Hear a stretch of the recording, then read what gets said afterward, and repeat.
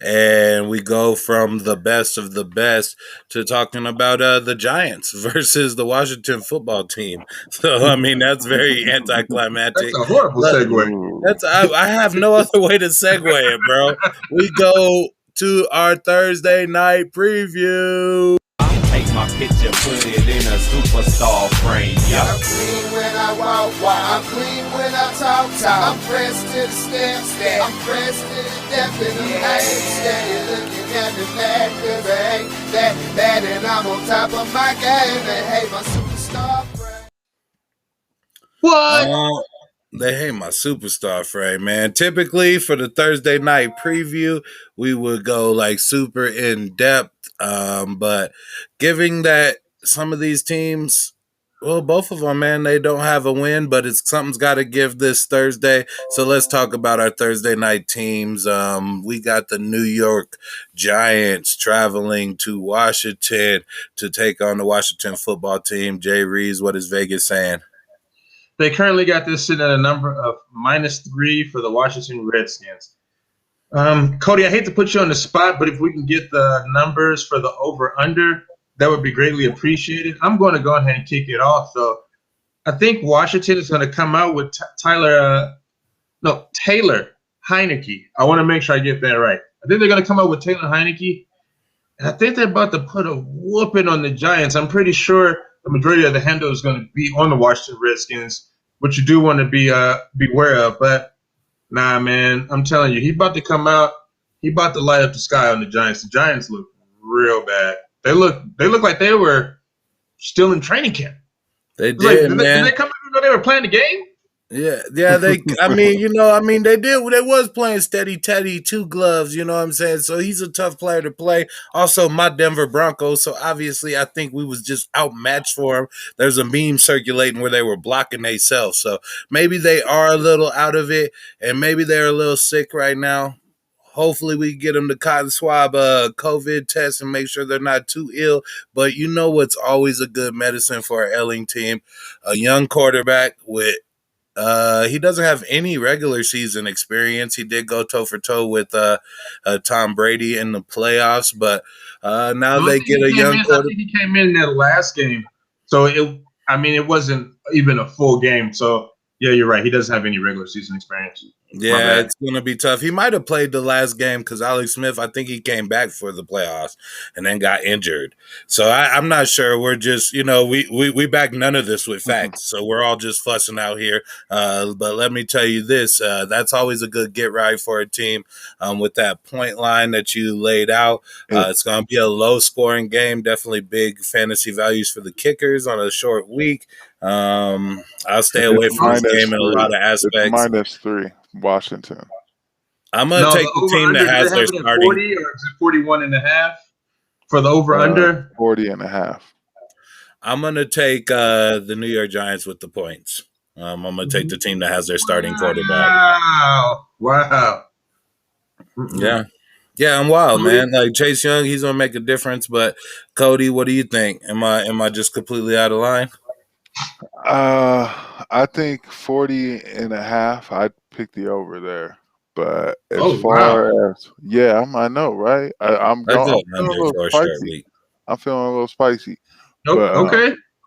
New York leads the series between them 105-69 to 4 tie. And I think this is going to be number 70 for them. I'm picking Washington to go in there and to win at home, and I'm taking them to cover the spread and the over. Man, why must I be like that? Why must I chase the cat? I'll be the dog catcher, man.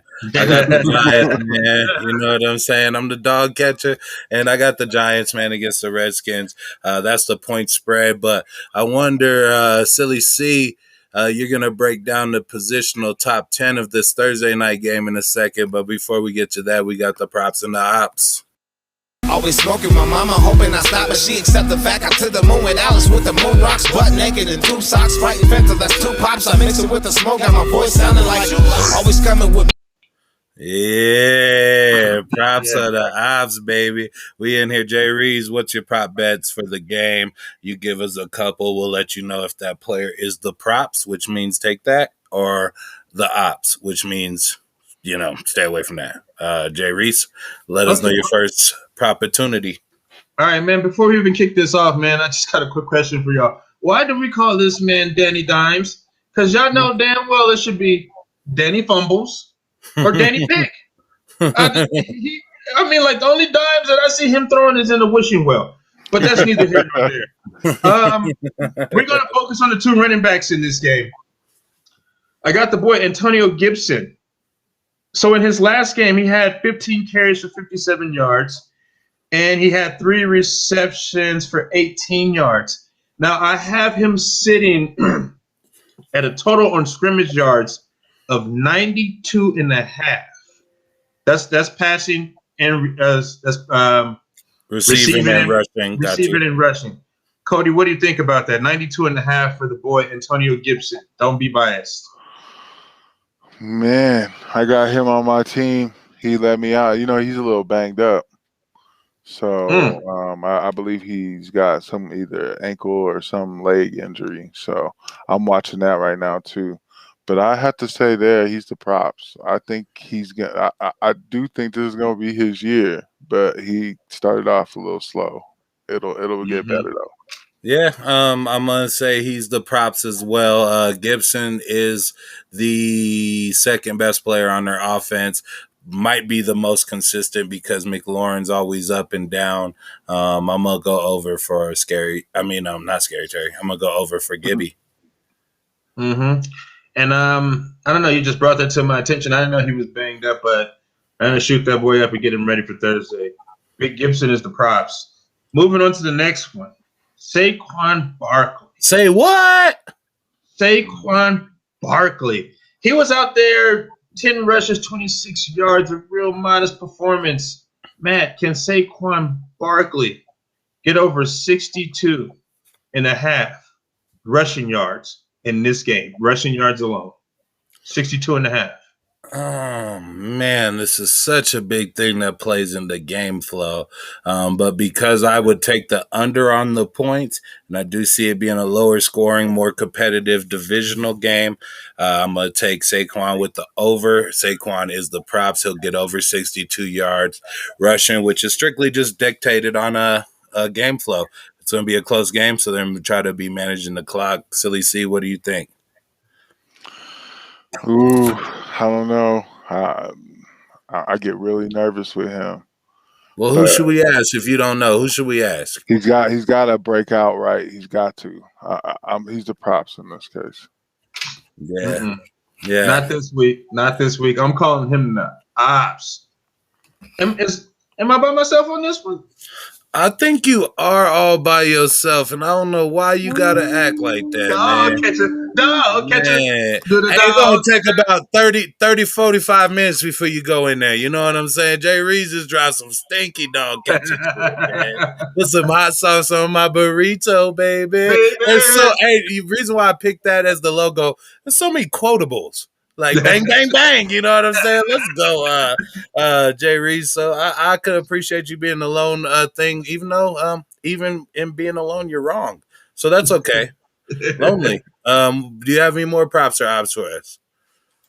Oh, I have one more. Guys, this dude had a powerful performance against the Broncos. And I didn't mention him in the freaking waiver editions. Like I wanted to talk about the kid, and I forgot. I was going to talk about 2 wide receivers, Mike Williams, and probably the guy you're about to talk about. I'm like, this man's just reading my mind. Sterling Shepard, 7 receptions, 113 receiving yards, and 1 tud. And that tud looked crispy. That tud did look crispy. He broke away from a few people. Got his hands on the ball. He did his thing, man. I got this sitting at the same number as Saquon Barkley, man. Can Sterling Shepard get over 62.5 receiving yards in this game? Cody, you go first. Cody, you got this. Man, Sterling Shepard's a beast. I again, I really like him. I think that he definitely is somebody to watch out for. And let me take a look here. Yeah, with that being said, I think he's the props. Yeah, there were two people that popped in week 1 that I actually drafted on my team last year for big seasons. One was Christian Kirk, 2 touchdowns, 5 receptions on 5 targets. I was kind of upset with that, but the workload's not there, so I'm not comfortable with the Christian Kirk ad because I feel like that was a touchdown dependent fantasy performance. One player I am comfortable with is a player I did draft last year, Slayton. He looks like he's ready to make some step. I'm really happy what he showed. But what I want to see is what Cody has to show us about the top 10 players to feature in the Thursday night football game. All right, let's go ahead and go through it. Silly, number 10. So at number 10, we got J.D. McKissick. Always good for a big play. Never. But he's on the list. Adam Humphries at number 9. Ew, another gross player. I wouldn't even mess It's a with. tough Thursday night game. I might even pass on this game. All right, number 8. Logan Thomas. I like him a lot, but he's had too many injuries. Again, kind of washed. Yeah, much like the last tight end that played for the Redskins, a lot of potential, a lot of injuries. Number 7. We got Terry McLaurin. He's a beast, but again, he's boom or bust at this point, so really not too much of a fantasy threat yet. And number 6. Antonio Gibson, beast mode. He's one of my sleepers. Definitely look for him, but again, banged up a little. And number 5. And number 5, we got Kenny Galladay. He actually showed that he could be the number 1 on that team. So we'll see. Yeah, number 1 on the team, but he's falling second to his teammate Sterling Shepard. Next on the list, number 4. Sterling Shepard, beast mode. Last game, 9 targets, 7 receptions, a little over 100 yards and a touchdown. Watch out. He's got some beast material in him too. Hey, I like how you trying to sell like these trash fantasy players. We're like, watch out. Yeah, like watch out. Like don't run out in the streets to start these dudes this Thursday because you might be looking crazy. Number 2 and 3 are the quarterbacks for each of these respective teams. So let's see. Shoot, I'm looking at the actual showdown aspect, though. Just the one game, one night. But Daniel Jones next. I'd stay away from him. He's trash. And then number 2. Taylor Heineke. Go ahead and mess with him if you want. I'd stay away from him. Yeah, and the best football player to probably play on the Thursday, like Saquon Barkley. Like, yeah, I mean, he's the only player to talk about in here. Yeah, he's the only player to talk about, only player that's actually feasible to score some points, I really feel, and I still stay away from him. Silly C, we were running the fast break. It was like give and go up the court, you know what I'm saying? But now we got to throw the big oop to our finisher, Jay Reese, break down that top 10 list. Oh, man, let's unpack this. But before we do, you guys aren't going to see any real fireworks on Thursday night until week 5. But F4 will have that for you. Mm-hmm. This is a little weird because they got Tyler Heineke above Daniel Jones, but they have all of his receivers below Daniel Jones receivers. This list somewhat doesn't make sense to me. J.D. McKissick is the guy to keep in mind just in case Antonio Gibson is banged up because I would slide him right in there into that spot, Antonio Gibson's spot. Scary Terry, hey, he may have a sneaky big game in this one. So beware of him. I feel like he should be higher than Sterling Shepard and Kenny Galladay. And Kenny Galladay is taking the back seat to Sterling Shepard as of right now, playing some bad jazz music. His horn sounded a little off. Saquon Barkley. I don't know, man. I don't think y'all going to really see the real Saquon until we hit October. So don't expect too much here. This is a real rough defense. This is about to be a rock fight. Yeah, well, I mean, you know, sometimes when the backup quarterback does play, he has more chemistry with some of the backup skill position players. So I would say look to your Sims, look to your Adam Humphreys. You might be able to see some value there, not because they're a better player than Scary Terry, but because, De'Ami Brown. De'Ami Brown, like look at some of these players.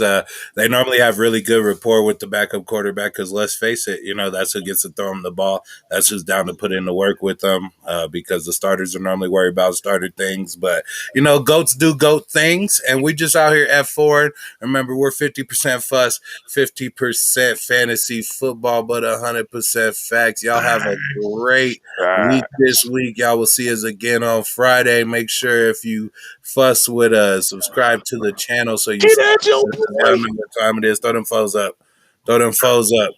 Let's get out of here. Good day.